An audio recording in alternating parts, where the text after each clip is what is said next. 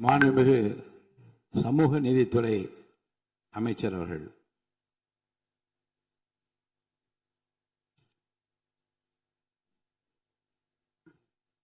மாண்புமிகு பேரவைத் தலைவர் அவர்களே, மாண்புமிகு முதல்வர் அவர்களே, இந்த அவையிலே பங்கெடுத்திருக்கின்ற சட்டமன்ற உறுப்பினர்களே, அமைச்சர் பெருமக்களே, எதிர்க்கட்சி தலைவர் அவர்களே, உங்கள் அத்தனை பேருக்கும் என்னுடைய வணக்கத்தை தெரிவித்துக் கொள்கின்றேன். மாண்புமிகு முதல்வர் அவர்கள் மிக முக்கியமான தமிழ்நாட்டுடைய உரிமை, தமிழர்களுடைய உரிமை என்கின்ற அடிப்படையில் ஒரு தீர்மானத்தை முன்மொழிந்திருக்கிறார்கள்.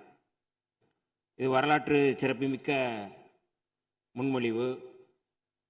நாம் அத்தனை பேரும் சட்டமன்ற உறுப்பினர்கள், தமிழ்நாட்டு மக்கள், தமிழர்களுடைய உரிமைகளை பாதுகாக்கக்கூடிய அத்தனை கட்சிகளும் மாண்புமிகு முதல்வர் அவர்கள் முன்மொழிந்த இந்த முன்மொழிவை எந்த பாகுபாடும் இல்லாமல் ஏற்றுக்கொள்வார்கள், ஏற்றுக்கொள்ள வேண்டும் என்கின்ற கோரிக்கையை முன்வைத்து விடுதலை சிறுத்தைகளின் சார்பில் முழுமையாக இந்த தீர்மானத்தை வரவேற்கிறோம், பாராட்டுகிறோம்.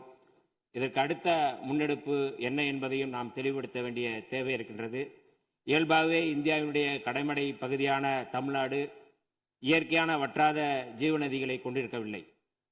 பாலாறாகட்டும், முல்லை பெரியாறாகட்டும், காவிரியாகட்டும், பிற மாநிலங்களோடு இயல்பாகவே நாம் நீரியல் தேவைகளுக்காக போராட வேண்டியிருக்கிறது. இந்த சூழலில் புரட்சியாளர் அம்பேத்கர் அவர்கள் இந்த நீரியல் தொடர்பாக நீர் பிரச்சனை குறித்து என்ன மாதிரியான தீர்வை முன்மொழிந்தார் என்பதை நான் இந்த அவையிலே சொல்ல விரும்புகின்றேன்.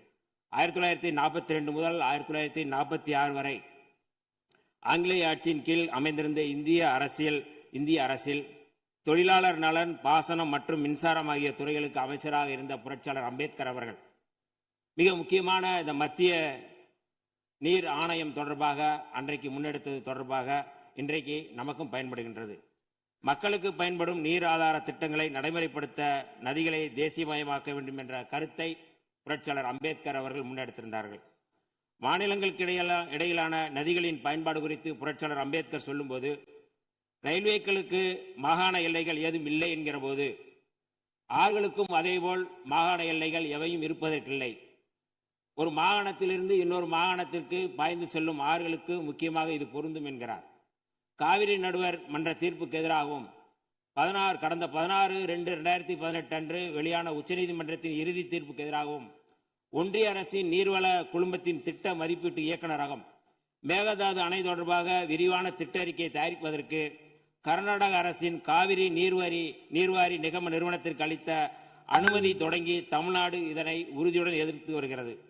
தமிழகத்தின் வேளாண்மை சார்ந்த மக்களின் நலன்களில் மாத்திரமல்ல, கர்நாடகத்து விவசாயிகளின் மீதும் நமக்கு அக்கறை இருக்கிறது எனும் இச்சூழலில் மாண்புமிகு முதலமைச்சர் அவர்கள் முன்மொழிந்துள்ள தீர்மானத்தில் குறிப்பிட்டுள்ளபடி கர்நாடக அரசு மேகதாதுவிலோ அல்லது காவிரி படுகையில் வேறு எந்த இடத்திலோ அணை அல்லது எவ்வித புதிய நீர்த்தேக்க திட்டத்தை பிற படுகை மாநிலங்களின் இசைவு இன்றியும் ஒன்றிய அரசின் ஒப்புதல் இல்லாமலும் மேற்கொள்ளக்கூடாது என்பதை விடுதலை சிறுத்தைகள் கட்சியின் சார்பில் நாங்கள் வரவேற்கின்றோம்.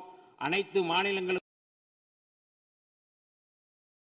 பொதுவாக செயல்பட வேண்டிய ஒன்றிய அரசு இவ்விவகாரத்தில் தமிழ்நாட்டின் நியாயத்தை உணர்ந்து செயல்பட வேண்டும். கடந்த 21/3/2022 அன்று இதே பேரவையில் இதே பொருள் குறித்து தீர்மானம் ஒன்றில் விடுதலை சிறுத்தைகள் கட்சி தங்களது ஆதரவை பதிவு செய்துள்ளது என்பதனை இப்பேரவைக்கு தெரிவித்துக் கொள்கின்றேன். தமிழர் உரிமை காக்கும் தமிழ்நாடு அரசின் அனைத்து நடவடிக்கைகளுக்கும் விடுதலை சிறுத்தைகள் கட்சி என்றும் உறுதியாக இருக்கும் என்று சொல்லி வாய்ப்புக்கு நன்றி கூறி விடைபெறுகிறேன். நன்றி, வணக்கம்.